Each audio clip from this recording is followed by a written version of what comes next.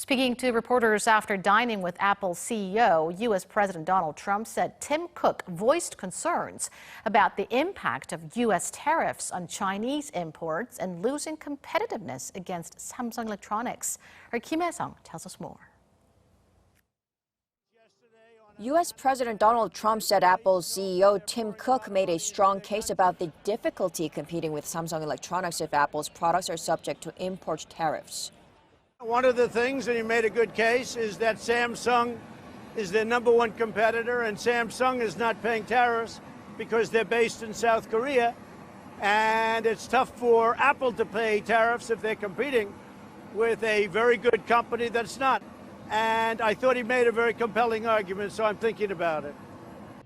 Tariffs on an additional $300 billion of Chinese imports, including Apple's consumer electronics goods, are scheduled to go into effect later this year.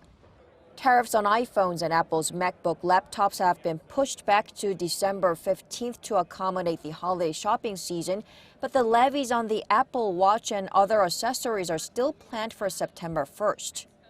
Apple will be hit by tariffs as it assembles the majority of its products in China before importing them to the U.S.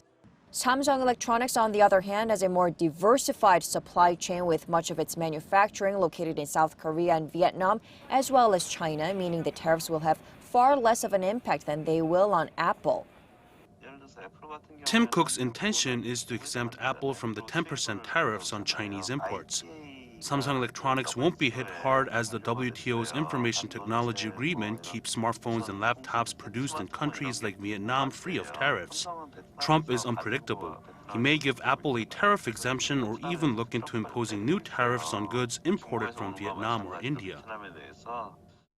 Late last month, Trump had openly refused to exempt Apple from the previous rounds of tariffs on Chinese imports via tweet, saying that Apple could avoid them by shifting production back to the U.S. Given the slight change in tone, it remains to be seen whether the Trump administration will come up with some policy measures to protect Apple. Hyesung, Arirang News.